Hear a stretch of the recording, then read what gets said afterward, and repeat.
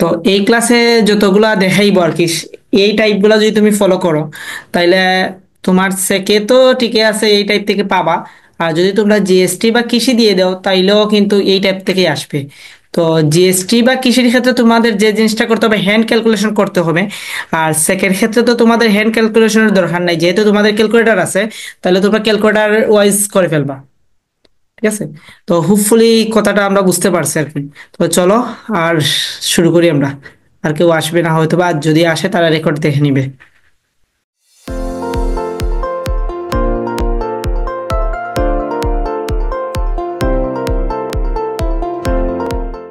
একটু জানো তো স্লাইড দেখা যায় কিনা, তোমরা স্লাইডটা দেখতে পাচ্ছ কিনা, এনিওয়ান যে আসো আর কি।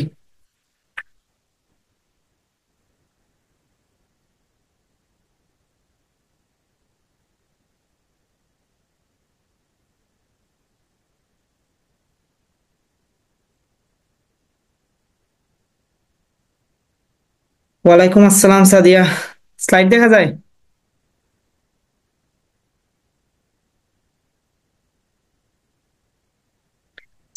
ওকে। তাইলে এই ইন্টিগ্রেশনটা আমার না, অবশ্য আমার একটা স্টুডেন্টের, এইচএসসি 24-এর তোমাদের ব্যাচমেটই। ও আবার চট্টগ্রাম ইউনিভার্সিটিতে চান্স পাইছে আর কি। তো ওরে যখন পড়িয়েছিলাম এডমিশনের টাইমে, ও করছিল নোটটা। তো হোপফুলি এইগুলা থেকেই তা আসবে। তো আমরা যদি দেখি, এইখানে দেখো ফার্স্টেই আমি কিছু সূত্র লিখে রাখছি, যে আমাদের অন্তরীকরণ, তারপরে যুগজীকরণ, দুইটার মধ্যে ডিফারেন্স। যেমন ধরো, আমরা জানি কি ডিডিএক্স এর অন্তরজ কত, 1।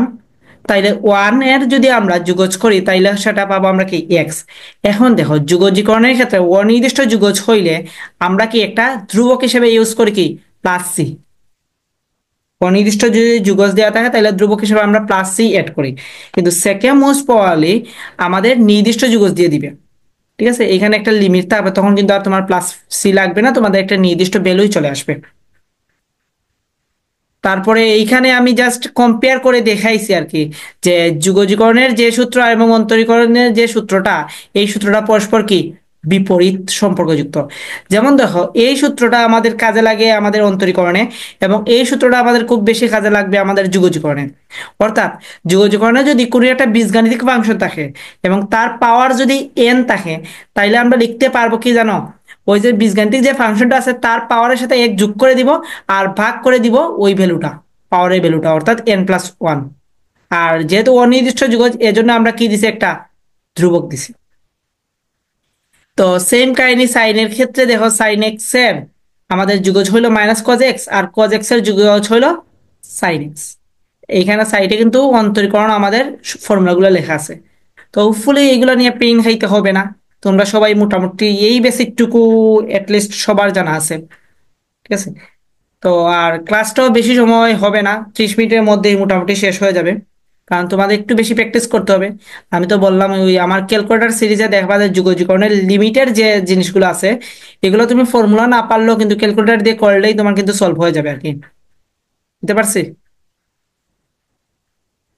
ওকে। তাইলে দেখো, প্রথম যে টাইপটা আছে সেটা হলো সূত্র প্রয়োগ। সূত্র প্রয়োগ করে আমরা কি করবো, ম্যাথগুলা সলভ করবো। তাইলে এখানে একটা ম্যাথ আছে, দেখো, ইন্টিগ্রেশন অফ x⁵ ডিএক্স। তাইলে এইটার সূত্র আমরা কি জানতাম, যে ইন্টিগ্রেশন অফ x⁴n ডিএক্স, এটার ফর্মুলা জানতাম কি, x⁴n+1 বাই হলো n+1 প্লাস সি। তাহলে এইটাকে আমি যদি এই ফর্মুলা ইউজ করি তাইলে লিখতে পারি x⁶/6 প্লাস সি। তো এই বেসিক তো আমরা জানি। আচ্ছা, তারপরে দেখি আরেকটা লিখছি আমরা। দেখো এইখানে এই যে ম্যাথটা, এইটাতে দেওয়া আছে ইন্টিগ্রেশন অফ 2x+5^7 ডিএক্স। এইটার ভ্যালু কত আসবে? তো এইটাও খুব সহজ। তাইলে যেহেতু পাওয়ার আছে, পাওয়ারের সাথে এক যোগ করে দিবা, 8। তাইলে নিচে আমাদের বসবে কি, 8 বসবে। এখন দেখো, এক্স এর শোক কত আছে, 2 আছে না? এখন এক্স এর শোক যেটা থাকবে সেটা বসিয়ে দিবা, প্লাস সি। এটি হলো আনসার। যদি এক্স এর শোক থাকে, লাইক দ্যাট, সাইটেই আমি লিখি,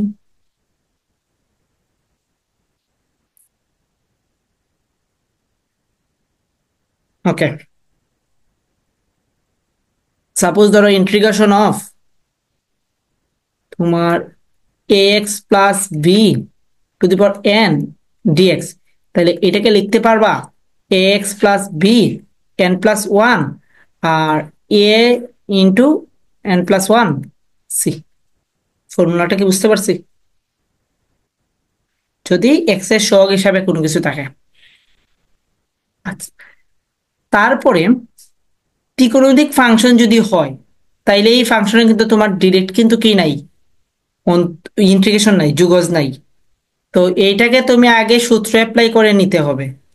এই যে এখানে দেয়া আছে কি ইন্টিগ্রেশন অফ টেন এক্স, তাহলে ইন্টিগ্রেশন অফ টেন এক্স এর কিন্তু কোনো ফর্মুলাই নাই, but integration of sec square x এর আছে। তার মানে তোমাকে ওই টেন স্কোয়ার এক্স কে তোমাকে সেক স্কোয়ার এক্স এ কনভার্ট করতে হবে। তাহলে আমরা জানি কি যে sec square x minus tan square x is equal one. তাহলে এখান থেকে আমরা লিখতে পারি কি tan square x is equal sec square x minus one. তাহলে এই দেখো টেন স্কোয়ার এক্স কে sec square x minus one লিখছে। তাইলে এইখান থেকে আমরা যে জিনিসটা করতে পারি সেটা হলো দুইটা পার্টে ভাগ করে দিতে পারি, যেহেতু দুইটা পদ আছে। তাহলে integration of sec square x minus এখানে ইন্টিগ্রেশন অফ ডিএক্স। তাহলে sec স্কোয়ার এক্স এর ইন্টিগ্রেট কি হলো আমাদের টেন এক্স, আর ওয়ান এর ইন্টিগ্রেট হলো আমাদের এক্স। তাহলে ten x minus x plus C. So এজন্যই আমি বলছিলাম যে লাস্টে যে গতদিন যখন লিমিট বা অন্তরীকরণ পড়িয়েছিলাম, যে আমাদের অন্তরীকরণ থেকে ইন্টিগ্রেশন একটু কঠিন, কারণ ইন্টিগ্রেশনের ক্ষেত্রে ফাংশনটা বোঝা লাগে। আচ্ছা, তো এই হইলো আর কি সাধারণ ফর্মুলা অ্যাপ্লাই করে, যেগুলো ডিরেক্ট ফর্মুলা অ্যাপ্লাই করে তুমি করতে পারবে। এখানে অনেকগুলো ম্যাথ করা আছে, সো তোমরা দেখে নিতে পারো। এখন আসো টাইপ টু। টাইপ টুর মধ্যে কিরকম আমরা দেখি। সো টাইপ টুর মধ্যে বলছে কি দেখুন, যে integration of f prime x by হইল এফ এক্স ডিএক্স। তো এই এফ প্রাইম এক্স বলতে কি বুঝাইছে, এই যে নিচে যে ফাংশনটা আছে তার একটা অন্তরজ। তাহলে নিচের ফাংশনের অন্তরজ যদি আমাদের উপরে দেয়া থাকে, গিভেন দেয়া থাকে, তাইলে আমরা লিখতে পারি লন অফ ওই ফাংশনটা। আর যেহেতু অনির্দিষ্ট যুগজ এজন্য আমাদের প্লাস সি। এইখানে দেখো লেখছে কি, একটা ম্যাথ আছে, প্রবলেম স্টেটমেন্ট আছে, যে integration of cos x by sine x dx. এখন দেখো সাইন এক্স হইলো আমাদের কি হর, তাইলে সাইন এক্স এর অন্তরজ কত, আমরা জানি কি ddx of sine x is equal কত জানি আমরা কজ এক্স। তাইলে সাইন এক্স এর অন্তরজ কিন্তু কজ এক্স উপরে দেয়া আছে। তাইলে এই ধরনের কেস হইলে আমরা কি লিখতে পারতাম, লন অফ নিচের ফাংশন। আর যেহেতু অনির্দিষ্ট যুগজ এর জন্য plus C. Yes, cos x. তারপরে আমরা যদি এইটা দেখি, এইটা দেখো কিন্তু তুমি ক্যালকুলেটর দিয়ে করতে পারবা। যেমন নির্দিষ্ট যুগজ যতগুলো আছে না, সবগুলা তুমি ক্যালকুলেটর দিয়ে করতে পারবা। তুমি হোপফুলি আমার ক্যালকুলেটর সিরিজটা একটু দেখে নিবা, একটু কষ্ট করে দেখে নিবা। তারপরে যদি তোমার রিলেটেড করতে অসুবিধা হয় তাহলে আমাকে বলবা, যে ইনবক্সে বলবা। তখন দরকার হয় আমি তোমাদের এখানে ক্যালকুলেটর কিভাবে অ্যাপ্লাই করতে হয় সেটার উপর না হয় একটা ক্লাস নিলাম। আচ্ছা, তাহলে এইটা যদি আমি দেখি, তে দেয়া আছে কি লন টু আপার লিমিট হিসেবে আর জিরো দেয়া আছে, তারপর দেখা আছে e to the power x one plus e to the power x dx. এখন দেখো আমি দেখবো যদি এইভাবে ভগ্নাংশ থাকে, যে সামহাও নিচেরটার অন্তরজ কি উপরে আছে কিনা। তাইলে আমি দেখি তো এটার অন্তরজ করে one plus e to the power x, তাহলে ওয়ান এর অন্তরজ তো জিরো, আর e to the power x এর অন্তরজ কি ই টু দি পাওয়ার এক্স। এই যেন আমি লাস্ট ক্লাসে বলছিলাম শকুনের অভিশাপে কি হয়, গরু মরে না। শকুনের অভিশাপে গরু মরে না, এইটাই হলো আমাদের মূল কাহিনী আর কি।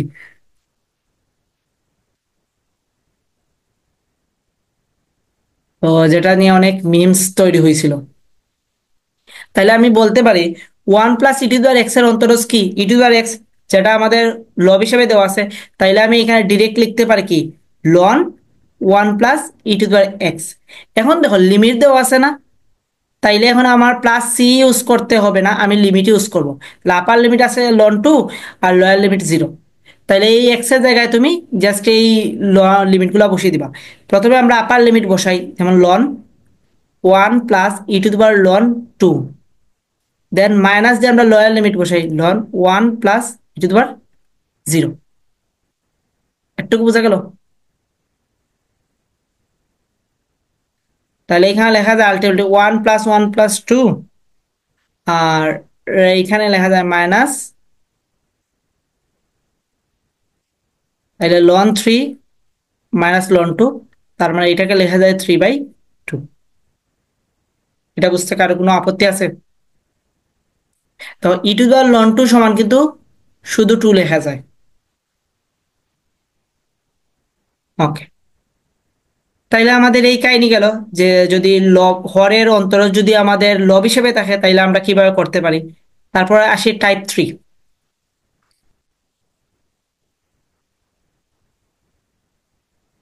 আচ্ছা, ক্যালকুলেটর বাই পয়েন্ট আসে, সো পয়েন্ট আকারে আনসার দিলে কি হবে? দেখো, ক্যালকুলেটর পয়েন্ট আসে এটা আমি জানি, কিন্তু তুমি যখন 1/5 ক্যালকুলেটর দিবা সেটা কিন্তু 3/2 হিসেবেই দিবে। যদি তুমি 991 ES ওর 991 EX ক্যালকুলেটর ইউজ করো।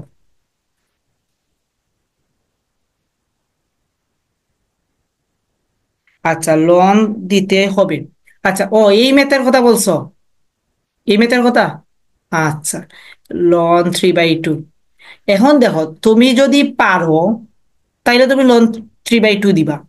আর তুমি যদি পারো না, যদি তুমি পারো না, ক্যালকুলেটার ইউজ করছো, তাহলে যে আনসারটা আসে এইটাই দিয়ে দিবা। দিতে পারছি? ধরো তোমাকে আমি এখন যেভাবে দেখিয়ে দিচ্ছি, পরীক্ষা হলো তুমি সেটা পারছো, ওকে ফাইন, 3/2 বসিয়ে দিয়ে আসবা, ln 3/2। আর যদি তুমি পারো না, কারণ তুমি তো এটা পারোই না, তার মানে তুমি স্কিপ করবা না। তো স্কিপ করার কি দরকার, ক্যালকুলেটার বসাবা, যেটা আসে সেটাই আনসার দিয়ে আসবা। কথা কি বুঝাইতে পারছি? এটা ডিপেন্ডস করে স্যারের উপর, কারণ কোনো আনসারই ভুল না। ln 3/2 যে কথা, আর তোমার পয়েন্ট সামথিং এখানে যা আসে সেটার রেজাল্টও সেম কথা, আনসার হিসেবে দুইটাই এক্সপেক্ট করার কথা। এখন এটা ডিপেন্ডস করে যে স্যারের পেপারটা দেখবে তার উপর। এখন কিছু কিছু স্যার আছে, আমরা তো খুব আরামপ্রিয়, তো আমরা কি করি, কষ্ট করতে হয় না, আমাদের তো একটা আনসার শিট দেওয়া থাকে। এই যেমন আমি তোমাদের পরীক্ষায় একটা আনসার শিট দিই না, সো এই আনসার শিটের তো আমি দেখি একটার যদি একাধিক উত্তর থাকে তাহলে কিন্তু আমি অবলিক দিয়ে একাধিক উত্তরও এক্সপেক্ট করি। বাট তাদের যদি প্রশ্নের মধ্যে একটাই উত্তর থাকে, তাহলে কোনো স্যারে এটা ঘাটাঘাটি করে দেখবে না যে এটা এনাদের উত্তর পসিবল কি না। স্যারে ওই বাই ডিফল্ট, আচ্ছা ln 3/2 লিখছো, ওকে রাইট, লিখছো না ক্রস। আর আমি তো জানি না স্যারের কাছে কিভাবে আসে আর কি উত্তরপত্রটা। এই জন্য আমি বললাম, যদি আমরা পারি তাইলে তো আমরা যেভাবে পারছি, মানে এখন যেভাবে করছি এইভাবে দিব। আর যদি না পারি তাইলে তো ওই ক্যালকুলেটার ইউজ করে আমরা বসিয়ে দিব। একটা কথা আছে, something is better then nothing.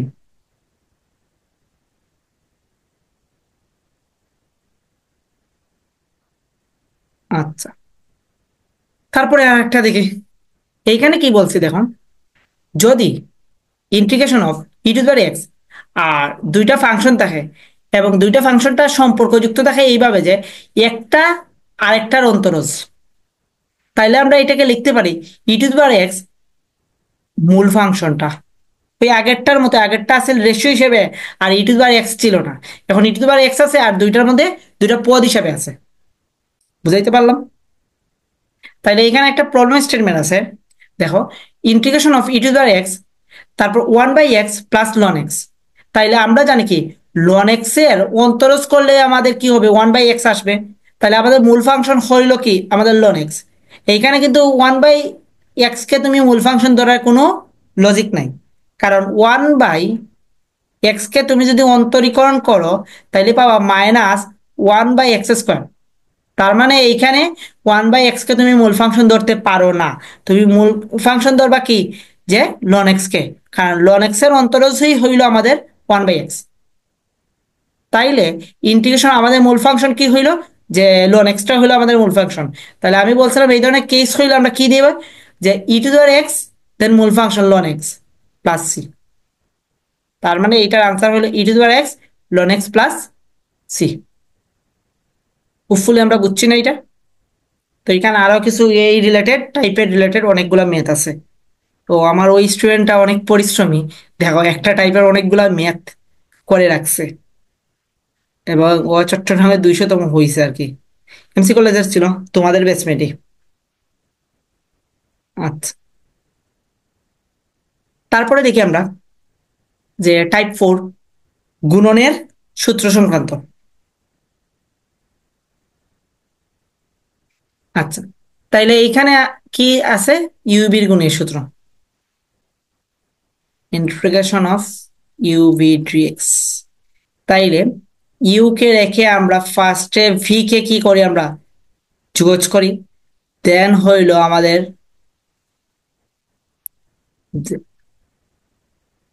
ফর্মুলাটা আর কি,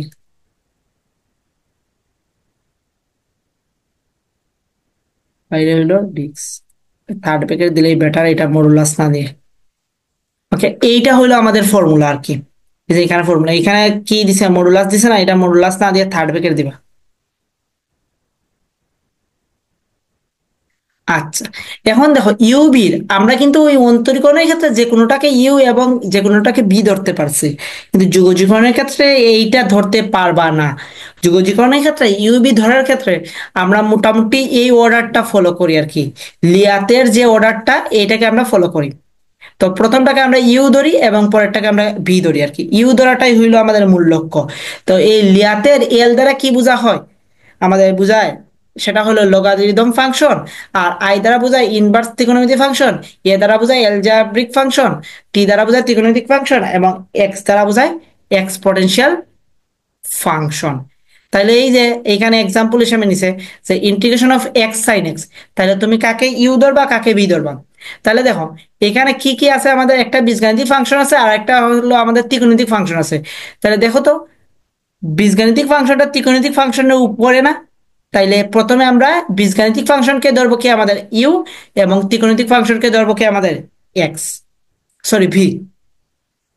বুঝাইতে পারছি? দেন আমরা ফর্মুলাটা অ্যাপ্লাই করলে কিন্তু আনসার হয়ে যাবে।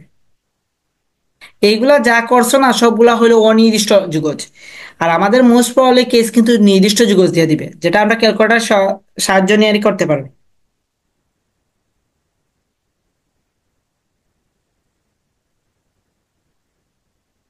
এতটুকু পর্যন্ত কারো কোনো প্রশ্ন আছে? থাকলে বলতে পারো। শেষই আমাদের অন্তর যুগজীকরণ।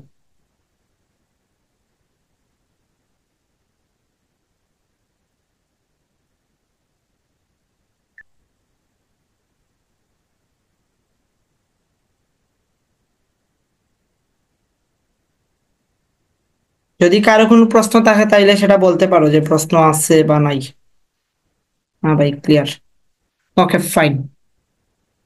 দেন হইলো এই যে লগ এক্স এর, লগ এক্স এটা মুখস্থ করবা। ওরা যেভাবে বলছে ও ঠিক সেম সেম ওয়েতে এই নোটগুলা করছে এডমিশন টাইমে। ওকে, এই দেখো মুখস্থ, এই সূত্রটা দিয়ে দিব ডিরেক্ট, তাহলে আমরা মুখস্থ ভ্যালুটা বসাবো। বুঝতে পারছি? মুখস্থ করে ফেলবা লগ এক্স এর আমাদের যুগ।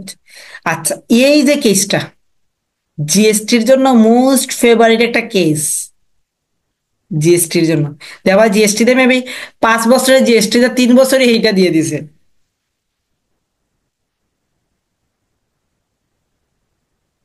পরে আমি অফলাইনেই পড়াইতাম, ওরে আমি ইন্টার থেকে এডমিশন টাইম পর্যন্ত পড়াইছি, কিংবা ইন্টারে সেকেন্ড ইয়ার থেকে ওরে আমি পড়াইছি আর কি। ও আমাদের ওই সেকেন্ড কৃষি ডরমেটরিতেই থাকতো, সিলেট কৃষি বিশ্ববিদ্যালয় আর কি, আমাদের ক্যাম্পাসের পাশেই, হোস্টেলের পাশে আর কি। তো যাই হোক। তো দেখো, আচ্ছা, আর ও আছিল কি রেটিনার, তোমার এক্সাম বেচে ভর্তি আছিল আর কি। আমি সবাইকেই বলতাম যে কোনো স্টুডেন্টকে আমি প্রিফার করি না যে অনলাইনের কোনো ক্লাসে ভর্তি হোক, আমি সবাইকে প্রিফার করি যে এক্সাম বেচে ভর্তি হোক। আর এক্সাম দিলে আমার মতে আর কি দুর্বলতাটা বৃদ্ধি পায়, মানে কোন কোন জায়গায় দুর্বলতা আছে সেটা আমরা ইজিলি ফাইন্ড আউট করতে পারি। ক্লাসে এইগুলা কিন্তু এই তুমি ইন্টারমিডিয়েটে যা করছো, এখানে আমি যা পড়াচ্ছি সবগুলা তুমি ইন্টারমিডিয়েটে পড়ছো বা সামহাও কোনো না কোনো ভাবে জানছো, কিন্তু এই যে পরীক্ষাগুলা দিচ্ছ না তোমরা, এখান থেকে তোমাদের অনেকগুলো প্রবলেম ফাইন্ড আউট হচ্ছে। তোমরা তোমাদের যে পরীক্ষাগুলো নিচ্ছি সবগুলা হইলো কিন্তু ভার্সিটি কোয়ের প্রশ্ন, এবং তোমাদের যে ট্রাক্স গুলা দেওয়া হচ্ছে মিনা আপুয়ে, তোমাদের মিনা আপু যে ট্রাক্স গুলা দিচ্ছে সবগুলোই তো ভার্সিটি ক থেকেই দিচ্ছে। তাহলে দেখো তোমরা ভার্সিটি ক এর প্রশ্নগুলাই তোমরা সলভ করার পরেও তোমরা কি করতে পারছো না, এক্সামে সেই মার্কস গুলো তোমরা তুলতে পারছো না। তার মানে কি তোমাদের ওই পড়ার মধ্যে বা ওই প্রশ্নের বা ওই টাইপের মধ্যে তোমাদের লেগিংস এখনো রয়ে গেছে। কিন্তু তুমি যখন ওই ভার্সিটি ক প্রশ্ন ব্যাংকটা দেখছো না, ডেম শিওর তোমাদের মনে হয়েছে এইগুলো তোমরা পারো। তাহলে তোমাদের দুর্বলতা কিন্তু ওই যে শুধু পড়েই যে তোমাদের দুর্বলতা ফাইন্ড আউট করতে পারছো এমন কিন্তু না। বুঝতে পারছো, পড়লে কিন্তু আমাদের দুর্বলতা ফাইন্ড আউট হয় না। আমাদের দুর্বলতা ফাইন্ড আউট হওয়ার জন্যই পরীক্ষাগুলো। তো যাই হোক, তো এখন আসি আমরা টাইপ 5-এ। এই টাইপ 5-এর যে প্রশ্নটা আছে না, এই প্রশ্নটা জিএসটির জন্য অনেক ফেভারিট। তাও বলা যায় না তো আমাদের থেকেও দিয়ে দিতে পারে। তো এইটার জন্য সব ক্ষেত্রে অ্যাপ্লিকেবল না, আবার অ্যাপ্লিকেবলও বলা যায়। তোমাকে যে প্রশ্নটা দিয়ে দিবে না, এই প্রশ্নটা তুমি ইজিলি করতে পারবে এই কাহিনী করে। দেখো, ইন্টিগ্রেশন অফ যদি একটা লিমিট দিয়ে দেয় এবং একটা ফাংশনের ভ্যালু থাকে যদি 6, তাহলে ওই ফাংশনের এক্সপেক্টে যদি এনাদার কোনো ফাংশনের ভ্যালু এবং নির্দিষ্ট যুগের ভ্যালু ফাইন্ড আউট করতে হয়, তাহলে আমরা যেভাবে করব, যে পার্টের মান দেয়া থাকবে, এই মানটা কত আছে, 6 দেয়া আছে না, তাহলে এই 6টা বসাবো।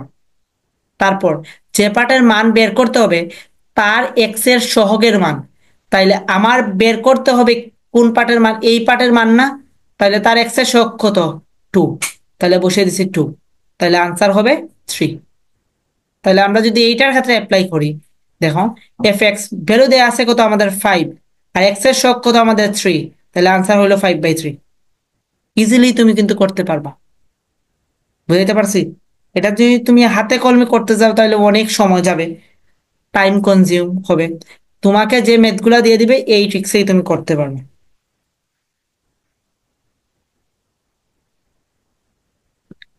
তারপর আসি পরমাণু সংক্রান্ত কিছু জিনিস, এইটাও কিন্তু ইম্পর্টেন্ট। মানে এইগুলা দিলে তোমার পরীক্ষার হলে যদি এই টাইপের ম্যাথ গুলা দেয়, তাহলে তোমার কিছু সময় ভাবতে হবে বা ফর্মুলা তোমার স্কিপ করে আসবা। সো এইগুলা তুমি যদি প্রসেস বাই প্রসেস করো তাহলে অনেক সময় যাবে। তো আমরা এই জিনিসগুলো অ্যাপ্লাই করবো। দেখো, যদি মডুলাস থাকে তাহলে যে জিনিসটা করবা সেটা কি, এইখানে কত দেয়া আছে, যে ভ্যালুটা আমাদের দেওয়া আছে না, যে দেওয়া আছে লিমিট কত, 0 থেকে আমাদের দেওয়া আছে কত, 10। আচ্ছা, এই 10-কে তুমি দুই ভাগে ভাগ করবা। দুই ভাগে ভাগ করলে কত পাবা, 5। রাইট? আচ্ছা, তাহলে 5 পাইছো। তাইলে এই 5-এর করবা কি, স্কোয়ার করে বসাবা আর ভাগ দিবা 2 দ্বারা। সিমিলারলি এই 2-কে তুমি 2 পার্ট করবা। 2 পার্ট করলে প্রতি পার্টের ভাগ কত আসবে, 1। তাহলে 1 স্কোয়ার প্লাস 1 স্কোয়ার/2। কাহিনী বুঝাইতে পারছি? যদি এখানে যে লিমিটটা দেয়া থাকে, এই লিমিটের অর্ধেক ভ্যালু যদি এইখানে থাকে, তাহলে এই ফর্মুলাটা তুমি অ্যাপ্লাই করতে পারবা। এখন যদি তোমাকে আমি একটা ম্যাথ দেই, লাইক দ্যাট, এইরকম 8, তারপর 0, মডুলাস অফ x-4 dx। তাহলে দেখো এখানে -4 দেয়া আছে, তাহলে 4-এর দ্বিগুণ কি এখানে দেয়া আছে না, তার মানে ইজিলি তুমি করতে পারবা 16 প্লাস 16/2।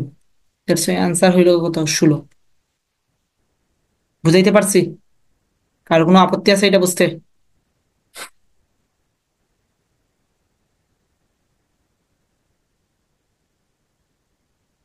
7 যদি হয় এইখানে,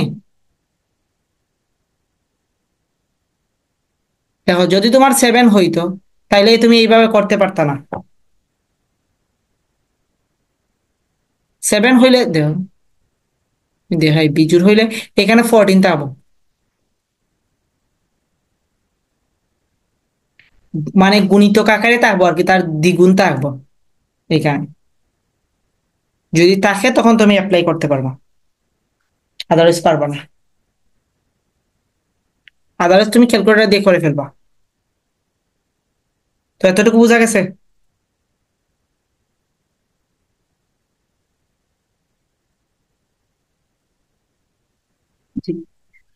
ওকে, তাহলে যুগজীবনে আমাদের এট দা ইন পয়েন্টে চলে আসছি, সেটা হলো এরিয়া। এখন দেখো, এরিয়ার আমরা ইন্টারমিডিয়েটে অনেক ম্যাথ করছি, কারণ এরিয়ার ম্যাথটা আমাদের এইচএসসি তে আসতোই। একটা সৃজনশীল আসতো 3 মার্কের, গতে আসতো। এখন তো আমাদের ওই মানে বড় করে বৃহৎ পরিসরে তো শিখার কোনো টাইম নাই।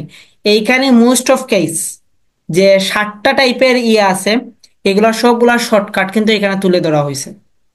যে ওয়াই স্কোয়ার মানে একটা পরাবৃত্ত এবং একটা সরলরেখা, এই সরলরেখা কিন্তু মূলবিন্দুগামী যদি থাকে, তাইলে তাদের দ্বারা আবদ্ধ অংশের ক্ষেত্রফল কত ফাইন্ড আউট করো। তাহলে দেখো ওয়াই ইজ ইকুয়াল কি দেয়া আছে, ওয়াই স্কোয়ার সমান দেয়া আছে 4ax, আর ওয়াই সমান দেয়া আছে কি mx। তাহলে তার দ্বারা আবদ্ধ অংশের ক্ষেত্রফল এরিয়াটা হবে দেখো 8a² বাই হলো 3m²। তাহলে এটা কি, এই যে পরাবৃত্তের যে ধ্রুবকটা 4 মানে 4x এর যে গুণিতকটা, এইটার বর্গ, আর এমটা হলো যে সরলরেখাটা দেয়া আছে তার ঢাল। তো এই যে ফর্মুলাগুলো আছে না, এই ফর্মুলাগুলো একটু দেখে নিবা। এবং ভার্সিটি কতে এই ফর্মুলা রিলেটেড অনেক ম্যাথ আছে, একটু প্র্যাকটিস করে নিবা। এখানে আমি বলে দেই কোনগুলা মোস্ট প্রবাবলি আসে আর কি। যেমন ধরো টাইপ 1, 1, 2, 3, তারপরে আসে বৃত্ত, এবং এগুলা তো কনিক্সে আমরা একবার পড়ছি তো। তো এটা দেখে নিবা। তাহলে এই 5টা ফর্মুলার তুমি একটু শর্টকাটটা দেখে ভার্সিটি কতে পাইবা। ভার্সিটি ক এই যে স্ক্রিনশটটা কিন্তু আমি ভার্সিটি কর পিডিএফ এর, তো ভার্সিটি ক স্ক্রিনশটে এই যে 5টা দাগিয়ে দিলাম, এই 5টার তুমি ম্যাথগুলো একটু প্র্যাকটিস করবা। সবটির মিনিমাম 3টা 3টা করে ম্যাথ প্র্যাকটিস করবা, তাইলে কিন্তু তোমার আনসার হয়ে যাবে আর কি। সো এত আমাদের সেপারেটলি শিখতে হবে না, বা আলাদা করে শেখার কোনো প্রশ্ন আসে না। এখানে আমি একটা ম্যাথ রাখছি। ম্যাথটা হইলো দেখো, ওয়াই স্কোয়ার সমান হইলো 4x, আর ওয়াই সমান দেয়া আছে কি এক্স। তাইলে এইখানে আমাকে বলো এর ভ্যালু কত, আর এইখানে বলো এম এর ভ্যালু কত।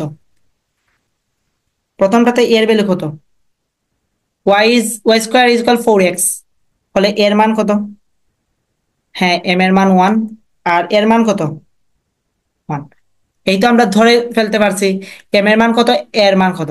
তাহলে যদি আমরা এই ফর্মুলাটা বসিয়ে দিই যে 8a² 3m², তাহলে 8/3, তাহলে এইটার আনসার আসবে কত 8/3। তার মানে এইভাবে যে আবদ্ধ অংশের যে ক্ষেত্রফলটা, এই ক্ষেত্রফলটা তোমরা ইজিলি সলভ করতে পারবে। জি, m³ সরি, এখানে m³ হবে। তাহলে 1³ মানে তো 1ই। আর কোনো কারো ডাউট আছে?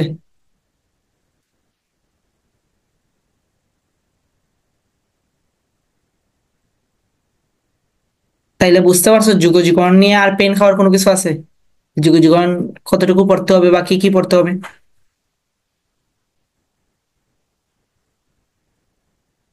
জি না। তো মরিয়ম, তুমি যদি যুগজীকরণ আগে নাও পড়ে থাকো, এইখানে যেগুলো দেখাইছি না, এইগুলাই তুমি প্র্যাকটিস করো। দেবা হোপফুলি তোমার যুগজীকরণ স্কিপ করতে হবে না। তুমি যদি জিএসটি দাও, তাইলেও এইগুলা প্র্যাকটিস করবা। তুমি এগ্রি দিলে এইগুলা প্র্যাকটিস করো, আর সেকে দিলে এইগুলা মাস্ট বি প্র্যাকটিস করো। তো আমি বারবার বলি, একটা অধ্যায় কখনোই তুমি স্কিপের সিদ্ধান্ত নিবা না, কখনোই না। তুমি জৈব যুগ বলো তোমার কঠিন লাগে, তুমি জৈব যুগ স্কিপের সিদ্ধান্ত নিবা না। তোমার যুগজীকরণ কঠিন লাগে, যুগজীকরণ স্কিপের সিদ্ধান্ত নিবা না। তুমি দেখবা যে ওই অংশের কোন টপিক্সটা তোমার কঠিন লাগে, ওই টপিক্সটা তুমি স্কিপ করতে পারো। বাট ওই অংশ থেকে তো, একটা জৈব যুগ থেকে তো তোমার সম্পূর্ণ খালি বিক্রিয়াই দেয় না, এখানে নামকরণ দেয়, তারপরে কিছু নামীয় বিক্রিয়া দেয়, পাই বন্ধন, তারপর সিগমা বন্ধন, এইগুলা দেয়। তুমি স্কিপ করা মানে কি, তুমি এইগুলাকে স্কিপ করে ফেলছো না। তুমি ওই যে টপিক্সটা তোমার কাছে হার্ড লাগে, ওই টপিক্সটা তুমি স্কিপ করবা, আর যেগুলো তুমি পারো ওইগুলো তুমি চর্চা করবা। এইটাই হলো আমাদের হওয়া উচিত স্কিপ এবং চর্চার যে ইয়েটা, গাইডলাইনটা। এখন তুমি বললা আমি যুগজীকরণ পারি না, আমি জৈব যুগ পারি না। তুমি জৈব যুগ পারো না বলতে একটা স্পেসিফিক টপিক্স পারো না, তুমি সম্পূর্ণ জৈব যুগে যে পারো না এই ধারণাটা ভুল। তুমি এই ধারণাটাকে বের হয়ে আসো। বুঝতে পারছি ভাইয়া?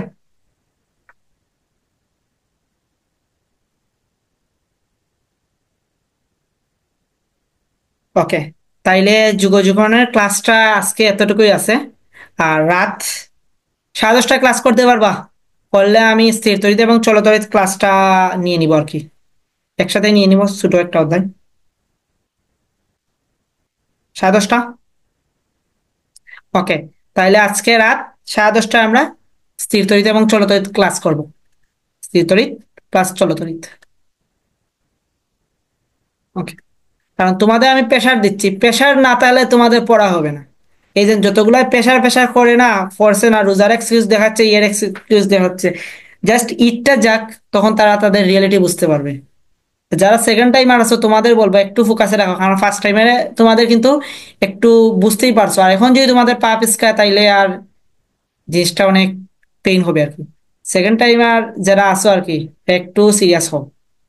আর ফার্স্ট টাইমার যারা আছো, তোমরা একটু উড়াও, চিলের ফাঁকাটা একটু ভাঙো, তখন দেখবা পাহাড় পতন ঘটলে কেমন লাগে। ঠিক আছে? তো আচ্ছা, তো আজকের ক্লাসটা এতটুকুই থাকুক। সবাইকে ধন্যবাদ।